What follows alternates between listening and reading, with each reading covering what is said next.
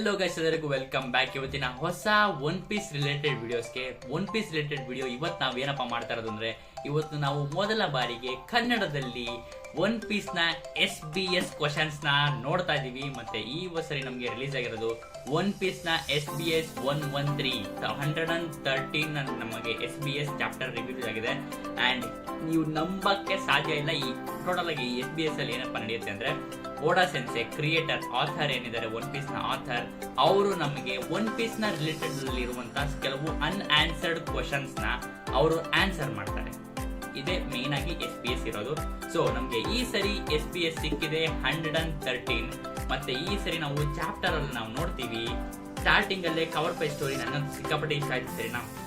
ಯಾಕಂದ್ರೆ ಎಲ್ಬಾಫ್ ಥೀಮ್ ಅಲ್ಲಿ ಇದೆ, ಮಾಮೂಲಿ ಲೂಫಿ ವಿತ್ ಅವನ ಹಾರ್ನ್ಸ್ ಹ್ಯಾಟ್ ಅಲ್ಲಿ ಹಾಕೊಂಡಿದ್ದಾನೆ. ನೆಕ್ಸ್ಟ್ ಟೈಮ್ ನಾವು ಮುಂದೆಗಡೆ ಶ್ಯಾಮ್ರಾಕ್ ಅವನ ಸೋರ್ಡ್ ತೆಗೆದಂತೀವಿ, ಸರ್ಬರಸ್ ಸೋರ್ಡ್ ಅದು ಕೂಡ. ಅಂಡ್ ನೆಕ್ಸ್ಟ್ ನಾವು ಹಿಂದೆಗಡೆ ನೋಡ್ತೀವಿ ಫಸ್ಟ್ ಆಫ್ ಆಲ್ ಗುಂಕೋನ ಕಲರ್ಡ್ ವರ್ಷನ್ ಅಲ್ಲಿ ನಾನು ನೋಡ್ತಾ ಇರೋದು ಅಂತಾನೆ ಹೇಳ್ತೀನಿ. ಯಾಕಂದ್ರೆ ತುಂಬಾ ಜನ ಸ್ಪೆಕ್ಯುಲೇಟ್ ಮಾಡಿದ್ರು ಗುಂಕೋನ ಹೇರ್ ಕಲರ್ ಏನಿರುತ್ತೆ ಅಂತ. ಸೊ ನಾವು ಕಲರ್ ವರ್ಷನ್ ನೋಡ್ತಾ ಇದೀವಿ. ಗುಂಕೋನ ಹೇರ್ ಕಲರ್ ಇರೋದು ಬ್ಲೂ ಕಲರ್. ಹೌದು, ನನ್ನದು ನೋಡಿ ಸಿಕ್ಕಾಪಟ್ಟೆ ಖುಷಿ ಆಯ್ತು. ಗುಂಕೋನ ಹೇರ್ ಕಲರ್ ಮತ್ತೆ ಸಮ್ಮರ್ಸ್ ಮತ್ತೆ ಕ್ವಿಲ್ಲಿಂಗ್ ಹ್ಯಾಮ್ ಕೂಡ ತೋರಿಸಿದ್ದಾರೆ, ಅವ್ರು ಕೂಡ ಕಲರ್ ವರ್ಷನ್ ಅಲ್ಲಿ. ಅವ್ನಿಗೆ ಸ್ವಲ್ಪ ಬ್ಲಾಂಡ್ ಹೇರ್ ಎಲ್ಲ ಇದೆ, ಯೆಲ್ಲೋ ಕಲರ್ ತರ ಸಂಜೆ ತರ ಕಲರ್ ಎಲ್ಲ ಇದೆ.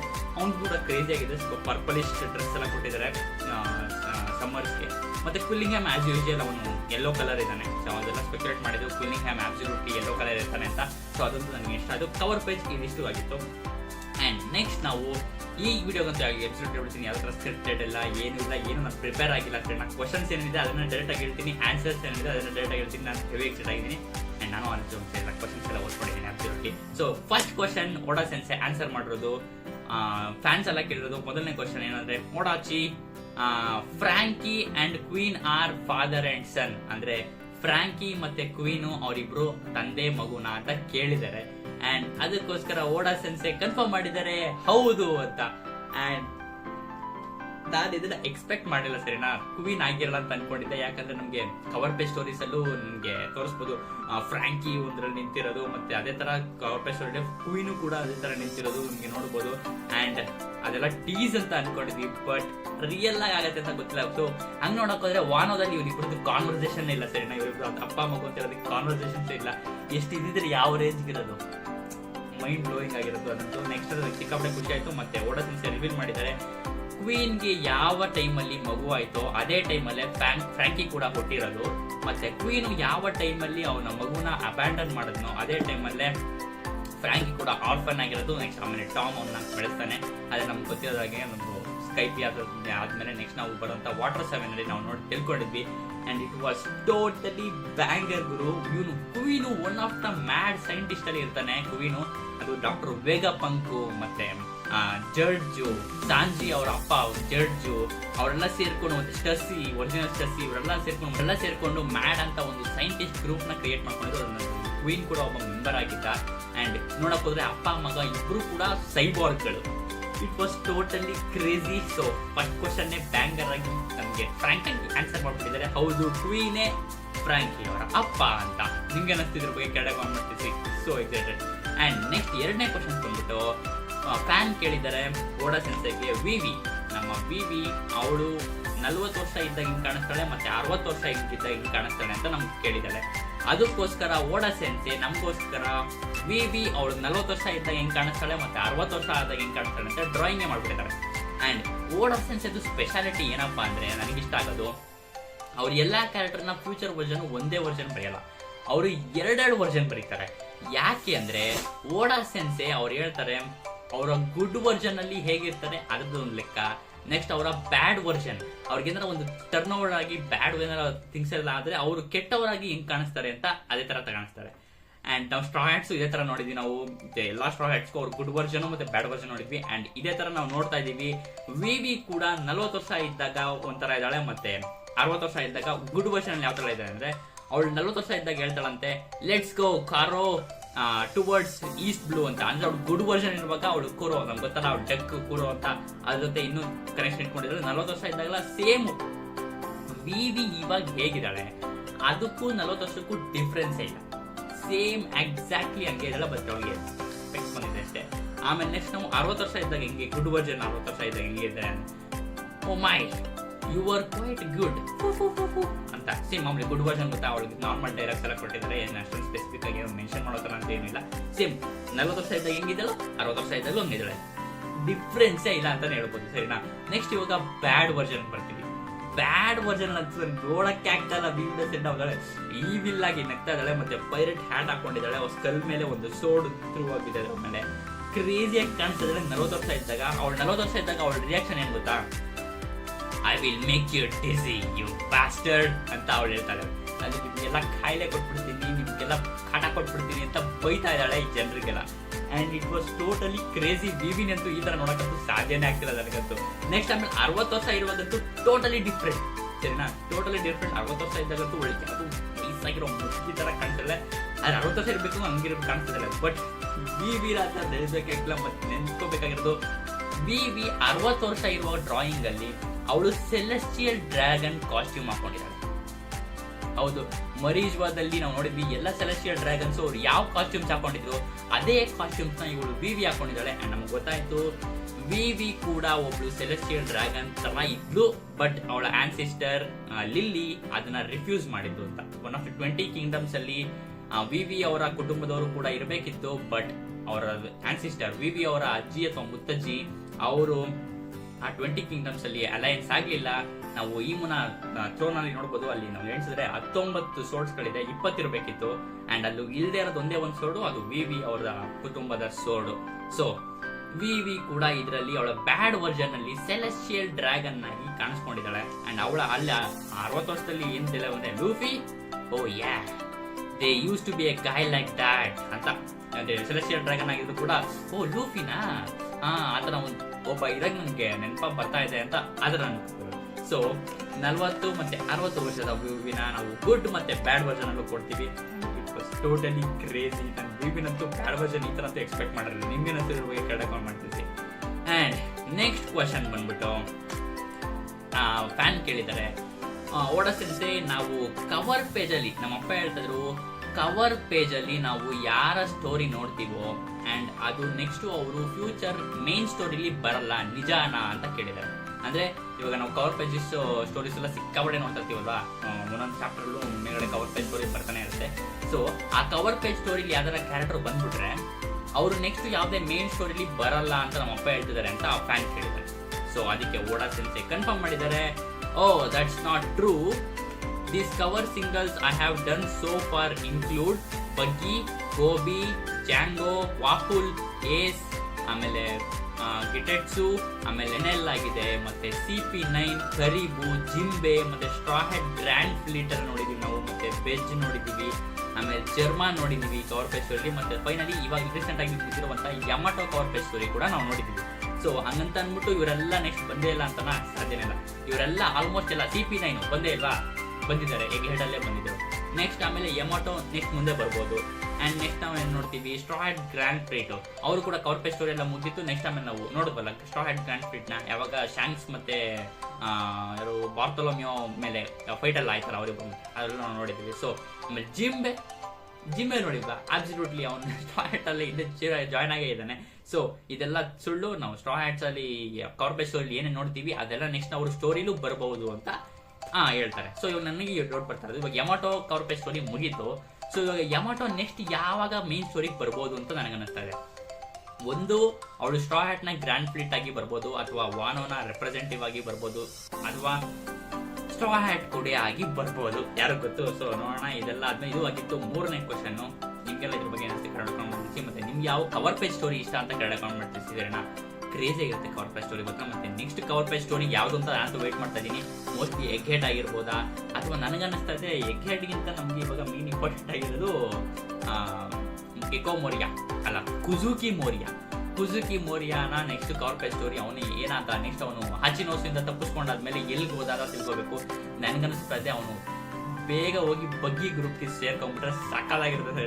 ಅವನು ಬಗ್ಗಿ ಗ್ರೂಪ್ಗೆ ಹೋಗಿ ಸೇರ್ಕೊಳ್ಳೋದಕ್ಕೆ ಕ್ರಾಸ್ ಫೀಲ್ಡ್ಗೆ ನಾನು ಹೆವಿ ಎಕ್ಸ್ಪೆಕ್ಟ್ ಆಗಿದ್ದೀನಿ. ಅದ್ರ ಬಗ್ಗೆ ನಿಮ್ಗೆ ಅನ್ಸೆ ಕೆಳಗೆ ಮಾಡ್ತಿರ್ತೀವಿ. ಮತ್ತೆ ನಾವು 4ನೇ ಕ್ವಶನ್ಗೆ ಬಂದಿದ್ದೀವಿ. 4ನೇ ಕ್ವಶನ್ ಅಲ್ಲಿ ಫೈನಲಿ ತುಂಬಾ ವರ್ಷಗಳಿಂದ ಕಾಡ್ತಿದ್ದಂತ ಕ್ವಶನ್ ನಾಗೆ ಓಡಾ ಸೆನ್ಸೆ ಆನ್ಸರ್ ಮಾಡಿದ್ದಾರೆ. ಏನಂದ್ರೆ ನಾವು ಚಾಪ್ಟರ್ 631 ಅಲ್ಲಿ ನಾವು ನೋಡ್ತೀವಿ ಕವರ್ ಪೇಜ್ ಸ್ಟೋರಿಯಲ್ಲಿ ಒಬ್ಬ ಮಿಸ್ಟೀರಿಯಸ್ ಮ್ಯಾನು ಕ್ರಾಕಸ್, ರಾಜರ್ ಪೈರೇಟ್ಸ್ ನ ಡಾಕ್ಟರ್ ಆಗಿರುವಂತ ಕ್ರಾಕಸ್ ನ ಕುತ್ಕೊಂಡು ಅವನ ಜೊತೆ ಸಾಕೆ ಕುಡಿತಾ ಇದ್ದಾನೆ. ನೆಕ್ಸ್ಟ್ ಹಿಂದೆಗಡೆ ಟವರ್ ಕೂಡ ನೋಡ್ತೀವಿ, ಮತ್ತೆ ಲಬೂನ್ ಕೂಡ ಇದ್ದಾನೆ ಹಿಂದೆಗಡೆ ಗ್ರ್ಯಾಂಡ್ ಲೈನ್ ಅಲ್ಲಿ ಅಂಡ್ ರೆಡ್ ಲೈನ್ ಅಲ್ಲಿ. ಅಂಡ್ ಆ ಮಿಸ್ಟೀರಿಯಸ್ ಪರ್ಸನ್ ಯಾರು ಅಂತ ಫೈನಲ್ ಕೇಳಿದ್ದಾರೆ. ಸೊ ಇದರಲ್ಲಿ 2 ಥಿಯರೀಸ್ ಓಡಾಡ್ತಾ ಇತ್ತು. ಒಂದು, ಆ ಪರ್ಸನ್ ನ ಕವರ್ ಪೇಜ್ ಇರುವಂತ ಹೇರ್ ಕಲರ್ ನ ಮತ್ತೆ ಹ್ಯಾಟ್ ನ ನೋಡ್ಬಿಟ್ಟು ಮತ್ತೆ ಬಟ್ಟೆನೂ ನೋಡ್ಬಿಟ್ಟು ಎಲ್ಲರೂ ಅನ್ಕೋತಾ ಇದ್ರು ಇಟ್ಸ್ ಶೀಕಿ ಇರ್ಬೋದು ಅಂತ. ಯಾಕಂದ್ರೆ ಶೀಕಿಗೆ ಯೆಲ್ಲೋ ಕಲರ್ ಹೇರ್ ಇತ್ತು ಅಂಡ್ ಇದನ್ನು ಕೂಡ ಅವನು ಯೆಲ್ಲೋ ಕಲರ್ ಆಗಿ ಹಾಕೊಂಡಿದ್ದಾನೆ. ಸೊ ಇದನ್ನ ಶೀಕಿನೇ ಇದು ಅಂತ ಎಲ್ಲರೂ ಸ್ಪೆಕ್ಯುಲೇಟ್ ಮಾಡ್ತಿದ್ರು. ಬಟ್ ಇಲ್ಲ, ಇಟ್ಸ್ ಆಕ್ಚುಲಿ ಸ್ಕಾಪರ್ ಗಬಾನ್ ಅಂತ ಓಡಾ ಸೆನ್ಸೆನೆ ಆಕ್ಚುಲಿ ಕ್ಲಿಯರ್ ಮಾಡಿದ್ದಾರೆ. ಎಲ್ಲರಿಗೂ ಕನ್ಫ್ಯೂಸ್ ಆಗಿರೋದು ಆ ಹೇರ್ ಕಲರ್ ಇಂದ. ಆ ಹೇರ್ ಕಲರ್ ಅಕಸ್ಮಾತ್ ವೈಟ್ ಇದ್ದಿದ್ರೆ ಯಾರು ತಲೆ ಕೆಡ್ಸ್ಕೊಳಕ್ ಹೋಗ್ತಾ ಇರಲಿಲ್ಲ, ಬೇರೆ ಯಾರು ಇರ್ಬೋದು ಅಂತ ಅನ್ಕೋದಿರು. ಬಟ್ ಯೆಲ್ಲೋ ಕಲರ್ ಇದೆ, ಮತ್ತೆ ಆ ಸ್ಟ್ರಾ ಹ್ಯಾಟ್ ಕೂಡ ಇದೆ, ಮತ್ತೆ ಬಟ್ಟೆ ಕ್ಲೂ ಕೂಡ ಯೆಲ್ಲೋ ಕಲರ್ ಆಗಿರೋದ್ರಿಂದ ಎಲ್ಲರೂ ಶೀಕಿ ಅಂತ ಅನ್ಕೊಂಡಿದ್ರು. ಬಟ್ ಇಲ್ಲ, ಸ್ಕಾಪರ್ ಗಬಾನು ಆಬ್ಸಲ್ಯೂಟ್ಲಿ ರಾಜರ್ ಪೈರೇಟ್ಸ್ ನ ಒಬ್ಬ ನ್ಯಾವಿಗೇಟರ್ ಆಗಿದ್ದ. ಸೊ ಅವನೇ ಅಂತ ಕನ್ಫರ್ಮ್ ಮಾಡ್ತಾರೆ. ನನಗಂತೂ ಕ್ಲಿಯರ್ ಆಗಿತ್ತು, ನಾನಂತೂ ಸ್ಕಾಪರ್ ಗಬಾನ್ ಅಂತ ಅನ್ಕೊಂಡಿದ್ದೆ, ನನಗೆ ಡೌಟ್ ಇರಲಿಲ್ಲ. ಬಟ್ ನಿಮ್ಗೆಲ್ಲ ಕ್ಲಿಯರ್ ಆಯ್ತು ಅಂತ ಅನ್ಕೋತೀನಿ. ನೆಕ್ಸ್ಟ್ ಕ್ವಶನ್ ಬಂದ್ಬಿಟ್ಟು ನಮ್ಗೆ ವಾನೋದಲ್ಲಿ ನಡೆಯುವಂತ ಒಂದು ಕ್ವಶನ್ ಹೇಳಿದ್ದಾರೆ. ದಿ ಅಕಾಜಾಯ 9 ಅಥವಾ ರೆಡ್ ಸಬಾರ್ಡಿನೇಟ್ಸ್ ಏನಿದ್ದಾರೆ, ನಮ್ಮ 9 ರೆಡ್ ಸಬಾರ್ಡಿನೇಟ್ಸ್, ಅವರು ಎಲ್ಲಾ ಡೈಮ್ಯೂಸ್ ಆಗಿದಾರಲ್ಲ, ಹೊಸದಾಗಿ ಎಲ್ಲರೂ ಡೈಮ್ಯೂಸ್ಗೆ ಅವರೆಲ್ಲ ಡೈಮ್ಯೂಸ್ ಆಗಿದ್ದಾರೆ ಒಂದು ರೀಜನ್ಗೆ. ಸೊ ಇದನ್ನೆಲ್ಲ ಯಾರು ಅವ್ರಿಗೆ ಕೆಲಸ ಕೊಟ್ರು, ಡೈಮ್ಯೂ ಆಗುವಂತ ನೀನು ಯಾರಿಗೆ ಕೆಲಸ ಕೊಟ್ರು ಅಂತ ಕೇಳಿದ್ದಾರೆ ಕ್ವಶನ್ ನ. ಆನ್ಸರ್ ಏನಪ್ಪಾ ಅಂದ್ರೆ ಇಟ್ಸ್ ಆಕ್ಚುಲಿ ಕಿನೆಮಾನೆ ಕೊಟ್ಟಿರೋದು ಅಂತ. ಸೊ ಇವಾಗ ನಮ್ಗೆ ನೋಡ್ಬೋದು ಮೋಮೋ ಇನ್ನ ಅವನಿಗೆ 8 ವರ್ಷ ಅಥವಾ 9 ವರ್ಷ ಇರ್ಬೋದೇ ಹೊರತು ಅವನು ದೊಡ್ಡನಾಗಿ ಬೆಳ್ಬಿಟ್ಟಿದ್ದಾನೆ. ಬಟ್ ಅವ್ನಿಗೆ ಅಷ್ಟೊಂದೇನು ಮ್ಯಾನೇಜ್ ಮಾಡಕ್ಕೆ ಅದೆಲ್ಲ ಬರ್ತಲ್ಲ. ಸೊ ಕಿನೆಮಾನೆ ಇವಾಗ ಮೇನ್ ಆಗಿ ಲೀಡ್ ತಗೊಂಡು ಯಾರ್ಯಾರು ಸಬಾರ್ಡಿನೇಟ್ಸ್ ಎಲ್ಲ ಇದ್ದಾರೆ ಅವ್ರಿಗೆಲ್ಲರಿಗೂ ಅವನು ಕೊಟ್ಟಿದ್ದಾನೆ. ಅವನೇ ಕೆಲಸ. ಯಾರು ಅಂದ್ರೆ ನಮ್ಗೆ ನಾವು ನೋಡಿರೋಗೆ ಫ್ಲವರ್ ಕ್ಯಾಪಿಟಲ್ ಇಲ್ಲಿ ನೆಕೋಮುಮುಶಿ ಮತ್ತೆ ಕಿನೆಮಾನು ಮತ್ತೆ ಮೊಮೊನೊಸ್ಕೆ ಇವ್ರು 3 ಜನ ಫ್ಲವರ್ ಕ್ಯಾಪಿಟಲ್ ಇರ್ತಾರೆ. ನೆಕ್ಸ್ಟ್ ಆಮೇಲೆ ಕಿಬಿ ರೀಜನ್ಗೆ ಡೈಮ್ಯೋ ಆಗಿರೋದು ಟೆಂಜಿರೋ, ಅಂಡ್ ನೆಕ್ಸ್ಟ್ ಕೂರಿ ರೀಜನ್ಗೆ ಡೈಮ್ಯೋ ಆಗಿರೋದು ಇನುರಾಶಿ. ನೆಕ್ಸ್ಟ್ ಆಮೇಲೆ ಊಡಾನ್ ರೀಜನ್ಗೆ ಡೈಮ್ಯೋ ಆಗಿರೋದು ರೈಜೋ, ಅಂಡ್ ಹಕುಮೈಗೆ ರೀಜನ್ಗೆ ಡೈಮ್ಯೋ ಆಗಿರೋದು ಕವಾಮಾಟ್ಸು. ನೆಕ್ಸ್ಟ್ ಆಮೇಲೆ ರಿಂಗೋ ರೀಜನ್ಗೆ ಡೈಮ್ಯೋ ಆಗಿರೋದು ಇಟ್ಸ್ ಕಿಕುನೋಜು. ಸೊ ಇವರೆಷ್ಟು ಜನ ಡೈಮ್ಯೂಸ್ ಆಗಿದ್ದಾರೆ. ಸೊ ಇವ್ರನ್ನ ಯಾರು ಕೆಲಸ ಕೊಟ್ಟರು, ಮೊಮೊನಸ್ಕೆನೆ ಕೊಟ್ಟ ಅಥವಾ ಯಮಟೋ ಕೊಟ್ಟ ಅಥವಾ ಬೇರೆ ಯಾರನ್ನ ಕೊಟ್ಟರು ಅಂತ ಕೇಳಿದ್ದಾರೆ. ಸೊ ಇಲ್ಲ, ಇಟ್ಸ್ ಅಬ್ಸಲ್ಯೂಟ್ಲಿ ಕಿನೆಮೋನೆ ಕೊಟ್ಟಿರೋದು. ಅವನೇ ಎಲ್ಲರಿಗೂ ಸಬಾರ್ಡಿನೇಟ್ಸ್ ಆಗಿ ನೀವೆಲ್ಲ ರೀಜನ್ಗೆ ಅಂತ ಅಂದ್ಬಿಟ್ಟು ಅವ್ರಿಗೆ ಕೆಲಸ ಕೊಟ್ಟಿರೋದು ಅಂತ ಹೇಳ್ತಾರೆ.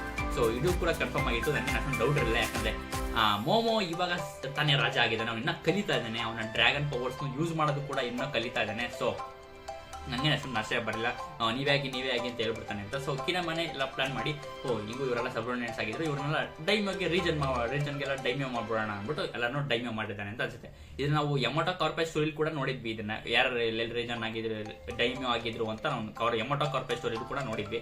ನಿಮ್ಗೆ ಅನಿಸ್ತಾ ಇದ್ರ ಬಗ್ಗೆ ಕೆಳಗೆ ಮಾಡ್ತೀವಿ. ಕಿನೆಮಾನೆ ಇವಾಗ ಒಂಥರ ಮೇನ್ ಲೀಡ್ ತಗೊಂಡಿದ್ದಾನೆ ಅಂತ ಅನ್ಸ್ಬೋದು. ಸೊ ನಿಮ್ಗೆ ಅನಿಸ್ತಾ ಕೆಳಗೆ ಮಾಡ್ತೀವಿ. ನೆಕ್ಸ್ಟ್ ಆಮೇಲೆ ನಾವು ಏನ್ ಹೇಳ್ಬೇಕು ಅಂತ ಗೊತ್ತಾಗ್ತಿಲ್ಲ ಈ ಕ್ವಶನ್ಗೆ. 6ನೇ ಕ್ವಶನ್ಗೆ ಶಿಫ್ಟ್ ಆಗ್ತೀವಿ ನಾವು. Oda sensei, good day. I am Masahito and I am 6 years old. I have been thinking about new devil fruit. I call it the crunch fruit ಅಥವಾ ಶಾಕಿ no mi. It can make the user attack sharp. ಮಸಾಹಿಟೋ ಅನ್ನೋನು 2 question ಕೇಳಿದ್ದಾನೆ, ಅವ್ನಿಗೆ 6 ವರ್ಷ ಅಂತೆ. ನಾವು 2 question ಕೇಳಿದ್ದಾನೆ. ಒಂದು question ಅವ್ನಿಗೆ ಹೊಸ devil fruit ಬಂದಿದೆ, ಅದು ಕ್ರಂಚ್ ಫ್ರೂಟ್ ಅಂತೆ. It will make users attack sharp ಅಂತೆ. ನನಗೆ ಇದನ್ನ ನಾವು ನೋಡ್ತಿದ್ದ ಕೇಳಿಸ್ಕೊಂಡಿದ ತಕ್ಷಣ ನನ್ನ ತಲೆಗೆ ಬಂದಿದ್ದು ಈ ಫ್ರೂಟು ಆಲ್ರೆಡಿ ಒನ್ ಪೀಸ್ ಅಲ್ಲಿ ಎಕ್ಸಿಸ್ಟ್ ಆಗಿದೆ ಅಂತ. ಸೊ ಯಾವ್ದು ಅಂತ ಯೋಚನೆ ಮಾಡ್ತಿದ್ರೆ ನಮಗೆ ಮಿಸ್ಟರ್ 1 ಕ್ರೊಕೊಡೈಲ್ ನ ಮಿಸ್ಟರ್ 1 ಆಗಿರುವಂತ ಅವನಿಗೆ ಸೋಡ್ ಫ್ರೂಟ್ ಇತ್ತಲ್ಲ, ಅದೇ ತರನೇ ಅನಿಸ್ತದೆ, ಸಿಮಿಲರ್ ಆಗಿದೆ. ಶಾಕಿ ನೋಮಿ ಅಂತ ಹೆಸರು ಕರೆದಿದ್ದಾನೆ. ಸೊ ನಿಮ್ಗೆ ಅದ್ರ ಬಗ್ಗೆ ಏನು ಡೌಟ್ ಕೊಟ್ಟಿಲ್ಲ. ಅಂಡ್ ನೆಕ್ಸ್ಟ್ 2ನೇ ಕ್ವಶನ್ ಇಂಟ್ರೆಸ್ಟಿಂಗ್ ಆಗಿರೋದು ಏನಂದ್ರೆ ಇದು ಓದ್ಬೇಕಾ ಅಂತ ಅನಿಸ್ತಾ ಇದೆ. ಈಸ್ ಜಿಂಬೇಸ್ ಡ್ಯಾಶ್ ಕಲರ್ಡ್ ಬ್ಲೂ ಅಂತ ಕೊಟ್ಟಿದ್ದಾರೆ. ಏನ್ ಕೇಳಬಹುದು, ಅದಕ್ಕೆ ಓಡಾ ಸೆನ್ಸ್ ಹೇಳಿದ್ದಾರೆ. Okay, 5 years old anime chan, what the heck are you asking ಅಂತ ಕೇಳಿದ್ದಾರೆ. ಜಿಂಬೆ ಪೂರ್ತಿ ಬ್ಲೂ ಇದಾರಲ್ಲ, ಅವನ ಡ್ಯಾಶ್ ಕೂಡ ಬ್ಲೂ ಕಲರ್ ಅಲ್ಲೇ ಇದೆಯಾ ಅಂತ ಕೇಳಿದ್ದಾರೆ. ಸೊ ಅದು ಕೂಡ ಓಡಾ ಸೆನ್ಸ್ ಬ್ರಾಕೆಟ್ ಕೊಟ್ಟಿದ್ದಾರೆ. ಯಾ ಇಟ್ಸ್ ಬ್ಲೂ ಅಂತ ಕೊಟ್ಟಿದ್ದಾರೆ. ಸಾಂಜಿ ಆಲ್ ಬ್ಲೂ ಸಿಕ್ಬಿಡ್ತು ಗುರು. Sanji All Blue is founded and it's ಅವನ ಶಿಪ್ಪಲ್ಲೇ ಇದ್ದಾನೆ ಜಿಂಬೆ. ಸೊ ಹುಡ್ಕೋಬೋದು ಯಾವ ಬೇಕಾದ್ರು. ಅಯ್ಯೋ ಈ ಕ್ವಶನ್ ಮಾತ್ರ ಕ್ರೇಜಿ ಆಗಿತ್ತು, ನೆಕ್ಸ್ಟ್ ಲೆವೆಲ್. ನೆಕ್ಸ್ಟ್ ಆಮೇಲೆ ನಾವು ನೋಡ್ತೀವಿ ಇದೊಂದು ವರ್ಸ್ಟ್ ಕ್ವಶನ್ ಅಂತಾನೆ ಹೇಳ್ಬೋದು. ಡಸ್ ಜುನಿಶಾ ಪೂಪ್ ಅಂತ ಕೇಳಿದ್ದಾರೆ, ಸರಿನಾ? ಜುನಿಶಾ ನಂಬರ್ 2ಗೆ ಹೋಗುತ್ತಾ ಅಂತ ಕೇಳಿದ್ದಾರೆ. ಯಾಕಂದ್ರೆ ಅದು ಜೈಂಟ್ ಎಲಿಫೆಂಟ್. ಜೈಂಟ್ ಅಂದ್ರೆ ಜೈಂಟ್ ಎಲಿಫೆಂಟ್. ಅದ್ರ ಕಾಲ್ಗಳನ್ನ ನೋಡ್ಬೇಕು ಅಂತ ನಾನು ಕಾಯ್ತಾ ಇದ್ದೀನಿ, ಸರಿನಾ? ಎಲ್ಲಿವರೆಗೂ ಅದ್ರ ಕಾಲ್ ರೀಚ್ ಆಗಿದೆ ಅಂತ ನಾನು ನೋಡೋಕ್ ಕಾಯ್ತಾ ಇದ್ದೀನಿ ಜುನಿಶಾ ಬಗ್ಗೆ. ಅಂಡ್ ಇದಕ್ಕೆ ಓಡಾ ಸೆನ್ಸ್ ಇದಕ್ಕೆ ಆನ್ಸರ್ ಮಾಡಿದ್ದಾರೆ, gross. That's the first question. Disgusting ಅಂತ ಕೇಳಿದ್ರೆ ಹೌದು ಕೂಡ ನನಗೂ ಅಷ್ಟೇ ಅನ್ಸಿದ್ದು. ಇದೇ ಫಸ್ಟ್ ಕ್ವಶನ್ ಅವ್ರಿಗೆ ಡಿಸ್ಕಸ್ಟಿಂಗ್ ಅನ್ಸುತ್ತಂತೆ. Naturally it's poops, naturally some adventure make land there ante. Oh my god bro, this whole island feels like swamp. Then eventually the island sinks and becomes nutritious to the sea. Like hell it does, but of course it poops naturally ಅಂತ ಕೇಳಿದರೆ. And ಏನಪ್ಪ ನನಗೆ explain ಮಾಡಕ್ಕೆ ಕಷ್ಟ ಆಗ್ತದೆ. ಹೌದು ಅದು ಪೂಪ್ ಮಾಡುತ್ತೆ. ಅಂಡ್ ಅದು ಒಂದು ನ್ಯಾಚುರಲ್ ಅಬ್ನಾರ್ಮಲ್ ಆಗಿರುವಂತ ಒಂದು ಐಲ್ಯಾಂಡ್ ತರ ಸೃಷ್ಟಿಯಾಗುತ್ತೆ. ಮತ್ತೆ ಅದೆಲ್ಲ ಸ್ವಾಂಪ್ ತರ ಎಲ್ಲ ಇರುತ್ತೆ ಐಲ್ಯಾಂಡ್. ನೆಕ್ಸ್ಟ್ ಕಾಲ ಅಂತ ಅದನ್ನ ಸಿ ಒಳಗಡೆ ಮುಳುಗೋಗುತ್ತೆ ಐಲ್ಯಾಂಡ್ ತರ ಇರೋದು. ಮತ್ತೆ ಅದು ಸಿಗೆ ನ್ಯೂಟ್ರಿಷಿಯಸ್ ಆಗುತ್ತೆ ಅಂತ ಹೇಳಿದಾರೆ. But it's disgusting and of course it poops ಅಂತ ಕನ್ಫರ್ಮ್ ಮಾಡಿದ್ದಾರೆ. ವಿಯರ್ಡ್ ಕ್ವಶನ್ಸ್ ಕೊಡು, ಈ ತರ ಡಬ್ಬಾ ಕ್ವಶನ್ಸ್ ಯಾಕೆ ಹೇಳ್ತಾರೆ ಅಂತ ಗೊತ್ತಿಲ್ಲ ಅವರು. ನೆಕ್ಸ್ಟ್ ಆಮೇಲೆ ಕೇಳಿದ್ರೆ 8ನೇ question. The celestial dragons Saint Roseward, Saint Charles and Saint Charlia, what family are they from? ಅಂದ್ರೆ ಇವರು 3 ಜನ. ನಾವು ಫಸ್ಟ್ ಟೈಮ್ ನೋಡ್ತೀವಲ್ಲ ಸೆಂಟ್ ಚಾರ್ಲಿಯಾ, ನಾವು ಫಸ್ಟ್ ಟೈಮ್ ನೋಡ್ತೀವಿ. ಅದು ಸೆಂಟ್ ಚಾರ್ಲಸ್ ನಾವು ಫಸ್ಟ್ ಸೆಲೆಸ್ಟಿಯಲ್ ಡ್ರ್ಯಾಗನ್ಸ್ ನೋಡೋದು, ವರ್ಸ್ಟ್ ಸೆಲೆಸ್ಟಿಯಲ್ ಡ್ರ್ಯಾಗನ್. ಅಂಡ್ ಇವರು 3 ಜನದಲ್ಲಿ ಅವರ ಮನೆತನದ ಹೆಸರು, ನಾವು ರೀಸೆಂಟ್ ಆಗಿ ಸೆಲೆಸ್ಟಿಯಲ್ ಡ್ರ್ಯಾಗನ್ಸ್ ಗಳ ಅವರ ಮನೆತನದ ಹೆಸರುಗಳನ್ನೆಲ್ಲ ತಿಳ್ಕೊತಾ ಇದೀವಿ. ಸುಮಾರು ನಾವು ತಿಳ್ಕೊಂಡಿರೋ ಬಗ್ಗೆ ಇಲ್ಲಿವರೆಗೂ ನನಗನ್ನಿಸ್ತಾ ಒಟ್ಟು 11ರಿಂದ 12 ಮನೆತನದ ಹೆಸರುಗಳನ್ನ ತಿಳ್ಕೊಂಡಿದ್ವಿ. ಇನ್ನು ಉಳಿದಿರೋದು ಕೇವಲ 7 ಅಥವಾ 6 ಮನೆತನದ ಹೆಸರನ್ನು ತಿಳ್ಕೊಂಡಿರ್ಬೋದು. ಅಂಡ್ ಓಡಸೆನ್ಸೆ ಆನ್ಸರ್ ಮಾಡಿದ್ದಾರೆ, they are from the Roseward family. Saint Roseward's parents must be a bunch of idiots. Rewards full of name is rewards ಅಂತ. ರೋಸ್ವಾರ್ಡ್ಸ್ ಅಂಡ್ ರೋಸ್ವಾರ್ಡ್ಸ್ ಅಂತ ಅವನ ಫುಲ್ ಹೆಸರಂತೆ. ಅವನ ಮನೆತನದ ಹೆಸರು ಅದೇನೆ, ಅವನ ಒರಿಜಿನಲ್ ಹೆಸರು ಅದೇನೆ, ಏನು ಡಿಫ್ರೆನ್ಸ್ ಇಲ್ಲ. ರೋಸ್ವಾರ್ಡ್ಸ್ ಅಂತ ಅವನ ಪೂರ್ತಿ ಹೆಸರು. ಇದೊಂಥರ ಗಾರ್ಲಿಂಗ್ ಬಂದ್ಬಿಟ್ಟು ಅವನ್ಗೆ ಗಾರ್ಲಿಂಗ್ ಅಂತ ಹೆಸರಿಟ್ಟಂಗಾಯ್ತು. ತಪ್ಪ ತರ ಇದೆ. ಒಟ್ಟಲ್ಲಿ ಅವನ ಹೆಸರು ಬಂದ್ಬಿಟ್ಟು ಪೂರ್ತಿ ಹೆಸರು ರೋಸ್ವಾರ್ಡ್ ಅಂಡ್ ರೋಸ್ವಾರ್ಡ್ ಅಂತ ಅವನ ಪೂರ್ತಿ ಹೆಸರಂತೆ. ಸೊ ಅವನ ಮನೆತನದ ಹೆಸರನ್ನೇ ಅವನ ಹೆಸರನ್ನಾಗಿ ಮಾಡ್ಕೊಂಡ್ಬಿಟ್ಟಿದ್ದಾನೆ. ಸೊ ಇದು ಅವನ ಮನೆತನದ ಹೆಸರು. ನಿಮ್ಗೆ ಇದ್ರ ಬಗ್ಗೆ ಅಂತ ಕೆಳಗೆ ಮಾಡ್ತಿರ್ಸಿ. ನೆಕ್ಸ್ಟ್ ಆಮೇಲೆ ನಾವು 9ನೇ ಕ್ವಶನ್ ಹೋಗ್ತೀವಿ. Hello Oda, I was wondering since York wants to become celestial dragon, does that mean Vegapunk himself become before he splits into satellites also had a little desire to become one? ಅಂದ್ರೆ ಈ question ಏನಪ್ಪಾ ಅಂದ್ರೆ, ನಮ್ಗೆಲ್ಲ ಗೊತ್ತು egg head ಅಲ್ಲಿ ಯಾರ್ಕು ಎಲ್ಲಾ ವೇಗಾಪಂಕು ಮತ್ತೆ ಎಲ್ಲದಕ್ಕೂ ಮೋಸ ಮಾಡ್ಬಿಟ್ಟು ಅವಳು ಸೆಲೆಸ್ಟಿಯಲ್ ಡ್ರ್ಯಾಗನ್ ಆಗ್ಬೇಕು ಅಂತ ಗೌರ್ಮೆಂಟ್ಗೆ ಸಪೋರ್ಟ್ ಮಾಡ್ತಿದ್ದು ಅಂತ ಗೊತ್ತಾಯ್ತು. ಸೊ ಈ ಯಾರ್ಕು ಕೂಡ ಒನ್ ಆಫ್ ದಿ ಸ್ಯಾಟಲೈಟ್, ವೇಗಾಪಂಕ್ ನ ಒನ್ ಆಫ್ ದ ಸ್ಯಾಟಲೈಟ್ ಆಗಿರೋದ್ರಿಂದ ಬೇರೆ ವೇಗಾಪಂಕು ಸೆಲೆಸ್ಟಿಯಲ್ ಡ್ರ್ಯಾಗನ್ ಆಗ್ಬೇಕು ಅಂತ ಅವ್ರಿಗೆ ಡಿಸೈರ್ ಇರ್ಲಿಲ್ವಾ ಅಂತ ಕೇಳಿದ್ದಾರೆ. ಸೊ ಐ ಸಿ ಇದೆ ಓಡಸೆನ್ಸೆ ತುಂಬಾ ಕ್ಲಾರಿಫೈ ಆಗಿ ಮತ್ತೆ ಸಿಕ್ಕಾಪಟ್ಟೆ ಎಕ್ಸ್ಪ್ಲೈನ್ ಮಾಡಿದ್ದಾರೆ. And my answer is, it's possible that with in humans existence the desire to become a celestial dragon ಅಂತ ಕೊಟ್ಟಿದ್ದಾರೆ. ಅಂಡ್ ಆಬ್ವಿಯಸ್ಲಿ ಯಾಕಂದ್ರೆ ಎಲ್ಲಾ ಮನುಷ್ಯರಲ್ಲೂ ಸೆಲೆಸ್ಟಿಯಲ್ ಡ್ರ್ಯಾಗನ್ ಆಗ್ಬೇಕು ಅಂತ ಡಿಸೈರ್ ಇದ್ದೇ ಇರುತ್ತೆ. ಯಾಕಿರಲ್ಲ ಅಂತ ಹೇಳಿದ್ದಾರೆ. ಯಾಕಂದ್ರೆ ಅವ್ರಿಗೆಲ್ಲ ಸೆಲೆಸ್ಟಿಯಲ್ ಡ್ರ್ಯಾಗನ್ಸ್ ಲೈಫ್ ಎಲ್ಲ ಎಷ್ಟು ಆರಾಮಾಗಿದೆ ಮತ್ತೆ ಎಷ್ಟು ಎಂಜಾಯಬಲ್ ಆಗಿದೆ, ಎಂತ ಕೆಲಸ ಮಾಡಿದ್ರು ಯಾರು ಕೇಳೋರಲ್ಲ. ಸೊ ಎಲ್ಲಾ ಹ್ಯೂಮನ್ಸ್ ಅಲ್ಲೂ ಸೆಲೆಸ್ಟಿಯಲ್ ಡ್ರ್ಯಾಗನ್ ನ ಗುಣ ಇದ್ದೇ ಇರುತ್ತೆ ಅಂತ ಓಡಸೆನ್ಸೆ ಕ್ಲಾರಿಫೈ ಮಾಡಿದ್ದಾರೆ. And it was so beautiful. ಈ ತರ ಎಕ್ಸ್ಪ್ರೆಷನ್ ಕೇಳೋದಕ್ಕೆ ನನಗೆ ಹೆವಿ ಖುಷಿ ಆಗುತ್ತೆ. ಅವ್ರು ಒಂದು ನೀಟಾಗಿ ಸ್ಪೆಸಿಫಿಕ್ ಆಗಿ ಮೆನ್ಷನ್ ಮಾಡಿ ಯಾಕಿರಬಾರ್ದು ಸೆಲೆಸ್ಟಿಯಲ್ ಡ್ರ್ಯಾಗನ್ ನ ಗುಣ ಯಾಕಿರಬಾರ್ದು, ಅವ್ರು ಆಗ್ಬಾರ್ದು ಅಂತ ಆಸೆ ಇರಬಾರ್ದು ಅಂತ ಕೇಳಿದ್ದಾರೆ. And it was so beautiful ಅಂತ ಹೇಳ್ತೀನಿ. ನೆಕ್ಸ್ಟ್ ಆಮೇಲೆ ನಾವು 10th ಕ್ವಶನ್ ಗೆ ಬಂದಿದ್ದೀವಿ. Hello Oda san, in the One Piece world there are 2 calendars. Very important question ಇದು. The age of sea circle ಅಥವಾ kainreki and the age of heaven, the 10 ರಿಕಿ. What time predicts to be the each of their refer to and what year is currently ಅಂತ ಕೇಳಿದ್ರೆ, ಅಂದ್ರೆ one Piece world ಅಲ್ಲಿ ಇದುವರೆಗೂ 2 calendars ಇದೆ. ನಮ್ಮ world ಅಲ್ಲಿ ಕ್ಯಾಲೆಂಡರ್ಸ್ ಇದೆಯಲ್ಲ, ಅಂದ್ರೆ ನಮ್ಮ ವರ್ಲ್ಡ್ ಅಷ್ಟು ಡಿಫ್ರೆಂಟ್ ಕ್ಯಾಲೆಂಡರ್ಸ್ ಇದೆ. ಧರ್ಮದವರು ಒಂದೊಂದು ಧರ್ಮದವ್ರದ್ದು ಒಂದೊಂದರ ಕ್ಯಾಲೆಂಡರ್ಸ್ ಇರ್ಬೋದು. ಸೊ ಅದೇ ತರನೇ ಒನ್ ಪೀಸ್ ವರ್ಲ್ಡ್ ಅಲ್ಲೂ 2 ಕ್ಯಾಲೆಂಡರ್ ಇದೆ. ಆ ಒಂದು ಕ್ಯಾಲೆಂಡರ್ ಹೆಸರು ಏಜ್ ಆಫ್ ಸಿ ಸರ್ಕಲ್ ಅಂತ, ಆ ಒಂದು ಕ್ಯಾಲೆಂಡರ್ ಹೆಸರು. ಇನ್ನೊಂದು ಕ್ಯಾಲೆಂಡರ್ ಹೆಸರು ಏಜ್ ಆಫ್ ಹೆವೆನ್ ಅಂತ.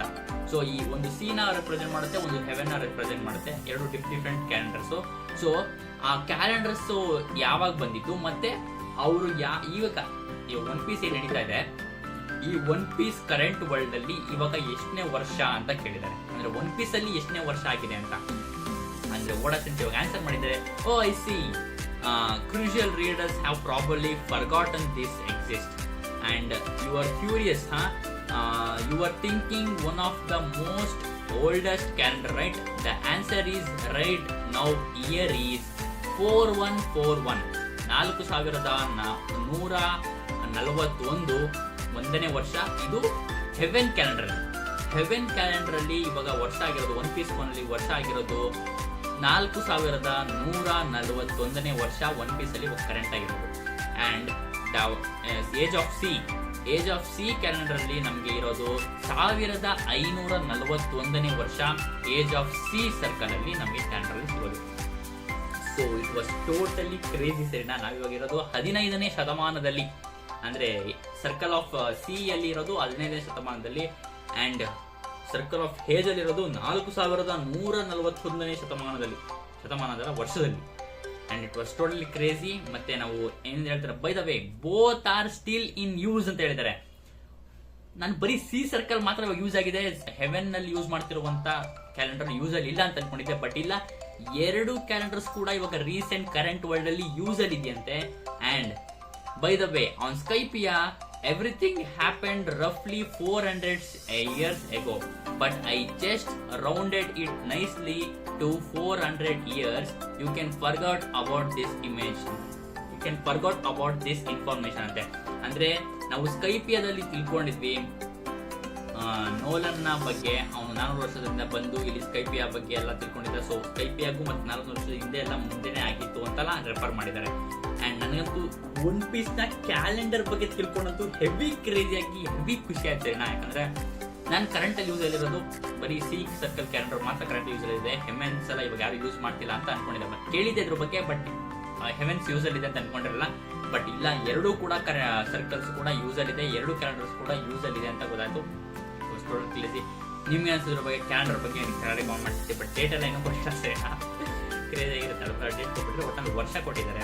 15ನೇ ಶತಮಾನದಲ್ಲಿ 1541ನೇ ವರ್ಷದಲ್ಲಿ ನಾವು ಒನ್ ಪೀಸ್ ವರ್ಲ್ಡ್ ಅಲ್ಲಿ ಇರೋದು. Total craze. ಹನ್ನೊಂದನೇ ಕ್ವಶನ್ ಇರೋದು ಏನಂದ್ರೆ, ನಮಗೆ ಡಿಜಿಟಲ್ ಆಗಿ ನಾವು ಹೆಂಗ್ ಮಂಗ ಓದ್ತೀವಿ. ನಾನು ಡಿಜಿಟಲ್ ಆಗಿ ಫೋನಲ್ಲೇ ಹೋಗೋದು, ಲ್ಯಾಪ್ಟಾಪ್ ಅಲ್ಲೇ ಮಂಗ ಓದ್ಕೋತೀನಿ. ನಾನು ಮಂಗ ಓದ್ಬೇಕಾದ್ರೆ ನಮಗೆ ಪ್ಯಾನಲ್ಸ್ ಸ್ವಲ್ಪ ವರ್ಟಿಕಲ್ ಆಗಿ ಜಾಸ್ತಿ ಇರುತ್ತೆ. ಮತ್ತೆ ಡಬಲ್ ಪೇಜ್ ಬಂದಾಗ ಸಿಕ್ಕಂತ ಹಿಂಗೆ ಬಂದ್ಬಿಡುತ್ತೆ. ಡಬಲ್ ಪೇಜ್ ಬಂದಾಗ ಅದೊಂದು ಸಪ್ರೇಟ್ ಪೇಜ್ ಬಂದ್ಬಿಡುತ್ತೆ. ಸೊ ಆ ತರ ಯಾಕಿದೆ, ನೀವು ಸ್ಪೆಸಿಫಿಕ್ ಆಗಿ ನೀವೇ ಡಿಸೈನ್ ಮಾಡಿದ್ದೀರಾ ಈ ತರ ಪ್ಯಾನಲ್ಸ್ ನ ಬರೀಬೇಕು ಅಂತ ಕೇಳಿದ್ದಾರೆ.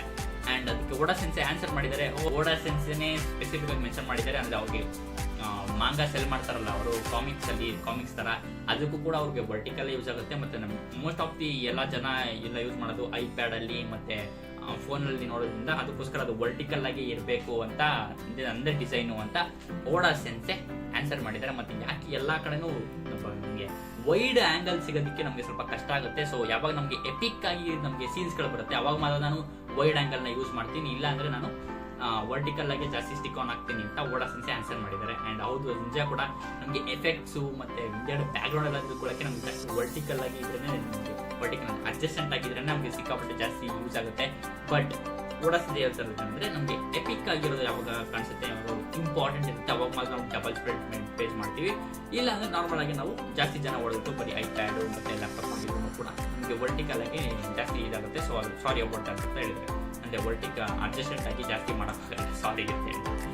And next question, 12th question ಏನಪ್ಪಾ ಅಂದ್ರೆ, it's cute that Kuma uses that drawing of Bonney of his flag. Can you tell me what is this ship name ಅಂತ ಕೇಳಿದ್ರೆ, ಅಂದ್ರೆ ಕೂಮಾನ ಅವನು ಒಳ್ಳಾಡಾದಾಗ ಅಥವಾ ಅವನು ಶಿಪ್ಪಲ್ಲಿ ಹೋಗ್ತಿದ್ದಾಗ ಟ್ರಾವೆಲ್ ಮಾಡ್ತಿರುವಾಗ ಅವನ ಕೂಮಾ ಅಂತ ಮೇಲ್ಗಡೆ ಬರ್ದಿತ್ತು. ಅವನ ಪೈರೇಟ್ ಶಿಪ್ಪಲ್ಲಿ ಅವನು ಕಲ್ಗಿಲ್ಲ ಹಾಕೊಂಡಿರ್ಲಿಲ್ಲ, ಯಾಕಂದ್ರೆ ಬಾನಿ ಅವನ ಮಗಳತ್ತ ಬಾನಿ ಬಿಡಿಸಿದಂಥ ಡ್ರಾಯಿಂಗ್ನೇ ಅವನ ಕೂಮಾ ಮತ್ತೆ ಮೇಲೆ ಅಕ್ಕಪಕ್ಕ ಹಾಕ್ಬಿಟ್ಟು ಅಲ್ಲಿ ಅವನ ಮೇಲ್ಗಡೆ ಸ್ಟಿಕ್ ಅವನ ಜಾಲಿ ರೋಜರ್ ಆಗಿ ಮಾಡ್ಕೊಂಡಿದ್ದ. ಸೊ ಅವನ ಶಿಪ್ ಬಗ್ಗೆ ಅವನ ಡ್ರಾಯಿಂಗ್ ಬಗ್ಗೆ ಹೇಳಿ ಮತ್ತೆ ಆ ಶಿಪ್ನ ಹೆಸರು ಬಗ್ಗೆ ಹೇಳಿದೆ ಅಂತ ಹೇಳಿದ್ರೆ. ಆ್ಯಂಡ್ ಓಡಾ ಸೆನ್ಸ್ ಏನು ಮಾಡಿದ್ದಾರೆ, it's called the leap of jewellery ಅಂತ ಹೇಳಿದ್ದಾರೆ. ಜ್ಯುವೆಲರಿ ಅಂತ ಅವನಿಗೆ ಹೆಸರನ್ನ ಇಟ್ಕೊಂಡು ಅವನ ಶಿಪ್ಪು ಅವನ ಮಗಳ ಹೆಸರನ್ನೇ ಸಿಮಿಲರ್ ಆಗಿ ಇಟ್ಟಿದ್ದಾನೆ ಅಂತ ಹೇಳಿದ್ದಾರೆ. ಕ್ರೇಜಿ ಆಗಿತ್ತು. ನೆಕ್ಸ್ಟ್ ಆಮೇಲೆ ನಾವು 13ನೇ ಕ್ವಶನ್ ಹೋಗ್ತೀವಿ. Luffy eye pupil are quite small aren't they? What is he word coloured contest? What would he look like ಅಂತ ಕೇಳಿದ. ಅಂದರೆ ಲೂಫಿನ ಐಸು ಸಿಕ್ಕಾಪಟ್ಟೆ ಸ್ಮಾಲ್ ಆಗಿದೆ ಮತ್ತು ಅವನಿಗೆ ಡ್ರಾಯಿಂಗಲ್ಲಿ ಬ್ಲ್ಯಾಕ್ ಆ್ಯಂಡ್ ವೈಟ್ ಅಲ್ಲಿ ಕಾಣಿಸ್ಬೇಕು ಅಂತಲೇ ಈ ಥರ ಮಾಡಿದ್ರೆ ಅವನ ಕಣ್ಣ. ಬಟ್ ಅವನ ಕಲರ್ ವರ್ಜನಲ್ಲಿ ಡ್ರಾಯಿಂಗ್ ಬರೆದ್ರೆ ಹೆಂಗಿರುತ್ತೆ ಅಂತ ಕೇಳಿದ್ದಾರೆ. ಸೊ ಡೋಡಾ ಸೆನ್ಸೆ ಡ್ರಾಯಿಂಗ್ ಮಾಡಿ ಕೊಟ್ಟಿದ್ದಾರೆ. The normal drawing of Luffy I will become king of pirates ಅಂತ. ಆ್ಯಂಡ್ ಕಲರ್ಡ್ ವರ್ಜನ್ನ ಕೊಟ್ಟಿದ್ದಾರೆ. ಅವನ ಕಣ್ಣಲ್ಲಿ ಸ್ವಲ್ಪ ಬ್ರೈಟ್ ಆಗಿದೆ. ಕಲರ್ಡ್ ವರ್ಜನ್ನಲ್ಲಿ ಅವನ ಕಣ್ಣುಗಳು ಹೆಂಗಿರುತ್ತೆ ಅಂತ ಅವ್ನು ಡ್ರಾಯಿಂಗ್ ಮಾಡಿದ್ದಾರೆ. ಆ ಲೂಫಿ ಹೇಳ್ತಾನೆ I will become king of the pirated copies ಅಂತ ಕಾಮಿಡಿ ಮಾಡಿದ್ದಾರೆ. ಇದು ಕ್ರೇಜಿ ಆಗಿದೆ. ಒಟ್ಟ ನನಗೆ ಲೂಫಿನ ಕಲರ್ಡ್ ವರ್ಜನ್ ಸಖತ್ತಾಗಿ ಇರ್ತಾನೆ. ಬಟ್ ಆಡಾಗಿದೆ ಸರ್, ಯಾಕಂದ್ರೆ ನಾವು ಇಷ್ಟು ಮ್ಯಾಂಗಾದಲ್ಲಿ ಲೂಫಿನ ಹಿಂಗೆ ನೋಡಿ ಆ ಥರ ಕಲರ್ಡ್ ವರ್ಜನ್ ನೋಡೋದಕ್ಕೆ ಸ್ವಲ್ಪ ಆಡಾಗಿ ಕಾಣಿಸ್ತಾನೆ ಅಷ್ಟೇ. ನಾನು ಕ್ರೇಜಿ ಆಗಿದೆ. ನೆಕ್ಸ್ಟ್ ಆಮೇಲೆ ನಾವು 14ನೇ ಕ್ವಶನ್ ಹೋಗ್ತೀವಿ. 14ನೇ ಕ್ವಶನ್ ಅಲ್ಲಿ ಕ್ವಶನ್ ಕೇಳಿದ್ದಾರೆ, I got so excited when Luffy new gear fight techniques Gomu Gomu no Dawn Whip and Dawn Rocket appeared. But when I see the world wide, I would naturally expect Punch.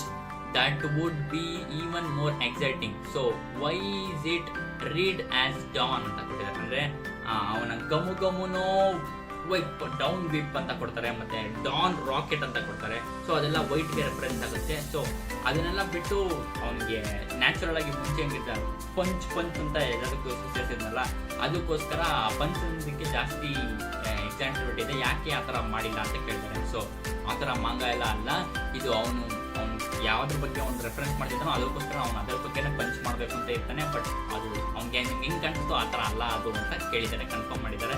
This is not kind of that manga ಅಂತ ಹೇಳಿದ್ದಾರೆ. So ಇದೊಂಥರ ಕಾಮಿಡಿಯಾಗಿ ತೊಗೊಂಡಿದ್ದಾರೆ. So ಎಷ್ಟಾಗಿ ಅರ್ಥ ಆಗಿದೆ ಅಂತ ಹೇಳ್ಬೋದು ಅನ್ಸಿರುತ್ತೆ. Next 15ನೇ question. So ಏನಪ್ಪ 15ನೇ ಕ್ವಶನ್ ಅಂದರೆ, ಇವಾಗ ನಮಗೆ ಆಬ್ಸಲ್ಯೂಟ್ಲಿ ಗೊತ್ತಿರೋದು ಬಾನಿ ಅವಳಿಗೆ ಇನ್ನೂ 12 ವರ್ಷ ಇರೋದು. ಬಟ್ ಅವಳ ಏಜ್ ಫ್ರೂಟಿಂದ ಅವಳು 20 ವರ್ಷ ಆಗಿ ಕನ್ವರ್ಟ್ ಆಗಿದ್ದಾಳೆ ಅಂತ ಗೊತ್ತಾಗಿತ್ತು. ಸೊ ಇವಾಗ ಅವಳು ಎಲ್ಬಾಫಲ್ಲಿ ಇರೋದ್ರಿಂದ ಅವಳು ಇವಾಗ 12 ವರ್ಷಕ್ಕೆ ಟರ್ನ್ ಆಗಿದ್ದಾಳೆ. ಸೊ ಇವಾಗ ಅವಳು 12 ವರ್ಷದಲ್ಲೇ ಕಂಟಿನ್ಯೂ ಆಗ್ತಾರಲ್ಲ, ಅಥವಾ ಮತ್ತೆ 20 ವರ್ಷಕ್ಕೆ ಮತ್ತೆ ಜಂಪ್ ಆಗ್ಬಿಟ್ಟು ಅಲ್ಲಿಂದ ಕಂಟಿನ್ಯೂ ಮಾಡ್ತಾಳೆ ಅಂತ ಕೇಳ್ತಾಳೆ. ಸೊ ಇವಾಗ ಓಡಾ ಸೆನ್ಸೆ ಹೇಳಿದ್ದಾರೆ, out at sea, no one would have taken child captain seriously, and looking older was only convincing for her journey to find her father. But now that she is on board on Sunny, which is now on Elbaf, she seems to feel safe enough to be remains as a child. Please keep an eye on her from now on out ಅಂತ ಕೊಟ್ಟಿದ್ದಾರೆ. So ಅವಳೇನಾರು 12 ವರ್ಷದಲ್ಲೇ ಇದ್ಬಿಟ್ಟು ಅವಳು Seena travel ಮಾಡಕ್ಕೆ ಹೋಗಿದ್ದಾರೆ, ಅವಳನ್ನ ಯಾರು serious ಆಗಿ ತೊಗೊಂಡಿರ್ತಿರಲಿಲ್ಲ. 12 ವರ್ಷದ್ದು ಕ್ಯಾಪ್ಟನ್ಗೆ ನಾವೇ ಗೌರವ ಕೊಡಬೇಕು ಅಂತ ಅವಳು ಕ್ರೂಮೇಟ್ಸೇ ಅವಳಿಗೆ ಗೌರವ ಕೊಡ್ತಾರಿಲ್ಲ. ಸೊ ಅವಳು ಅದಕ್ಕೋಸ್ಕರ ಅವಳು 12 ವರ್ಷದಿಂದ 20 ವರ್ಷಕ್ಕೆ ಟರ್ನ್ ಆಗಿ ಸ್ವಲ್ಪ ಓಲ್ಡರ್ ಆಗಿ ಕಾಣಬೇಕು ಅಂತ ಮಾಡಿದ್ದು. ಮತ್ತು ಅವಳು ಟರ್ನ್ ಆಗೋದಕ್ಕೆ ರೀಸನ್ ಏನು, ಅವಳ ಅಪ್ಪನ ಹುಡುಕ್ಬೇಕು ಅಂತ. ಸೊ ಅವಳ ಅಪ್ಪನ ಹುಡುಕ್ಬೇಕು ಅಂತಾನೆ ಅವಳು 20 ವರ್ಷಕ್ಕೆ ಟರ್ನ್ ಆಗಿ ಸೀಸ್ನ ಟ್ರಾವೆಲ್ ಮಾಡೋಕ್ಕೆ ಶುರು ಮಾಡಿದ್ದು. ಸೊ ಇವಾಗ ಅವಳು ಎಲ್ಲ ಸೇಫ್, ಅವ್ರ ಅಪ್ಪನೂ ಸಿಕ್ಕಾಯ್ತು, ಎಲ್ಬಾಫಲ್ಲಿ ಇವಾಗ ಸೇಫ್ ಆಗಿದ್ದಾಳೆ. ಮತ್ತೆ ಅವ್ರಿಗೆ ಮೆಸೇಜ್ ಮಾಡಿದ್ದಾರೆ, she is on board on Sunny ಅಂತ ಹೇಳಿದ್ದಾರೆ. ಕ್ರೂಮೇಟಿಗೆ ಸೇರ್ಸ್ಕೊಬಿಟ್ರ ಅಂತ ನ್ಯೂ ಸ್ಟ್ರಾಂಗ್ ಅಂತ ಅದೇನು ಹೇಳಿದೆ, ಅವಳು ಇನ್ನೂ ಶಿಪ್ಪಿಗೆ ಸೇರ್ಕೊಂಡಿದ್ದಾಳೆ ಅಂತ ಗೊತ್ತಿದ್ರು ಅಷ್ಟೇ. ಅವಳು ಜಾಯ್ನ್ ಆಗಿದ್ದಾಳೆ ಅಂತ ಹೇಳಿಲ್ಲ. ಎಲ್ಬಾಫಲ್ಲಿ ಇವಾಗ ಅವಳಿಗೆ ಸೇಫ್ ಆಗಿದೆ. ಸೊ ಇವಾಗ ಅವಳು 12 ವರ್ಷದಲ್ಲೇ ಕಂಟಿನ್ಯೂ ಆಗ್ತಾಳೆ ಅಂತ ಹೇಳಿದ್ದಾರೆ. But please keep on eye on her from now on out ಅಂತ ಹೇಳಿದ್ದಾರೆ. ಅವಳ ಮೇಲೆ ಕಣ್ಣಿಡಿ, ಇವಾಗ ಅವಳಿಗೇನು ಇಂಪಾರ್ಟೆಂಟ್ ಇದೆ ಅಂತ. ಸೊ ನೋಡೋಣ ಏನಾಗುತ್ತೆ ಬಾನಿಗೆ ಅಂತ. ನಿಮ್ಮ ಈ ಕ್ವಶನ್ ಬಗ್ಗೆ ಕೆಳಗೆ ಮಾಡ್ತಿಸಿ. And that's the end of SBS 113. ನಿಮ್ಗೆ ಈ SBS ಚಾಪ್ಟರ್ ಬಗ್ಗೆ ಕೆಳಗೆ ಕಾಮೆಂಟ್ ಮಾಡಿಸಿ. ಮತ್ತೆ ನೆಕ್ಸ್ಟ್ XBS ಅಲ್ಲಿ ಬೇಕಾ ಈ ಥರ ವಿಡಿಯೋ ಅಂತ ನಿಮಗೆ ಕಾಮೆಂಟ್ ಮಾಡ್ತೀವಿ. ಯಾಕಂದ್ರೆ ಇದೆಲ್ಲ ಏನು ಸ್ಕ್ರಿಪ್ಟೆಡ್ ಇಲ್ಲ, ಏನೂ ಇಲ್ಲ. ಕ್ವಶನ್ ಏನಿದೆ ಅದು ನಿಮ್ಗೆ ಹೇಳ್ತೀನಿ, ಆನ್ಸರ್ ಏನಿದೆ ಅದು ನಿಮ್ಗೆ ಹೇಳ್ತೀನಿ. ನಿಮ್ಗೆ ಅದನ್ನು ತಿಳಿಸೋ ವಿಷಯ ಅಷ್ಟೇ. ಯಾಕಂದರೆ ಕನ್ನಡದಲ್ಲಿ SBS ಕೂಡ ಒಂದು ಥಿಂಗ್ ಅಂತ ಆಗಬೇಕು. ಯಾಕಂದರೆ ಬರೀ ಆನಿಮೆ ಮಾಂಗ ರಿವ್ಯೂ ಮಾಡೋದು ಎಕ್ಸ್ಪ್ಲೇಷನ್ ಆಗಿರ್ಬೋದು ಎಲ್ಲ ಒಂದು ಸೈಡ್ ಆದರೆ SBS ಕೂಡ ಈ ಥರ ಇನ್ನರ್ ಥಿಂಗ್ಸು ಕೂಡ ಒಂಥರ ಡಿಕೋಡ್ ಮಾಡೋ ಥರನೇ ಅಲ್ವಾ. ಅದಕ್ಕೋಸ್ಕರ ನನಗೆ ಈ ಥರ ಮಾಡಬೇಕು ಅಂತ ಅನಿಸ್ತು. ನಮಗೆ ಹ್ಯಾಂಡ್ಮನ್ನ ಡಿಕೋಡ್ ಮಾಡ್ತೀವಿ, ಡೀಪ್ ಆಗಿ ಎಲ್ಲ ಲಾರ್ ಬಗ್ಗೆ ಎಲ್ಲ ತಿಳ್ಕೊತೀವಿ. ಅದೇ ಥರನೇ SBS ಕೂಡ ಒನ್ ಆಫ್ ದಿ ಥಿಂಗ್. ಅದರಲ್ಲಿ ನಮಗೆ ಆಥರ್ ಅವರ ಕನ್ಫರ್ಮ್ ಮಾಡಿರುವಂಥ ಕ್ವಶನ್ಸ್ನೇ ಅವರು ಆನ್ಸರ್ ಮಾಡ್ತಾರೆ. ಸೊ ಅದಕ್ಕೋಸ್ಕರ ನನಗೆ ಇದು SBS ಕೂಡ ಸಿಕ್ಕಾಪಟ್ಟೆ ಒನ್ ಆಫ್ ದಿ ಥಿಂಗ್. ನನ್ನ ಮಾಂಗ ಜೊತೆಗೆ ಇದು ಕೂಡ ಓದ್ತಾ ಇರ್ತೀನಿ ನಾನು. ಅದಕ್ಕೋಸ್ಕರ ಇದು ನಿಮಗೂ ತಿಳಿಸ್ಬೇಕು ಅಂತ ಇತ್ತು, ಅದಕ್ಕೋಸ್ಕರ ಈ ವಿಡಿಯೋ ಮಾಡಿದೆ. ನಿಮ್ಗೆ ಅನ್ನಿಸ್ತು ಈ ವಿಡಿಯೋ ಕೆಳಗೆ ಕಾಮೆಂಟ್ ತಿಳಿಸಿ. ಆ್ಯಂಡ್ ಮತ್ತೆ ನೆಕ್ಸ್ಟ್ ವಿಡಿಯೋದಲ್ಲಿ ಸಿಗ್ತೀನಿ. ಬಾಯ್.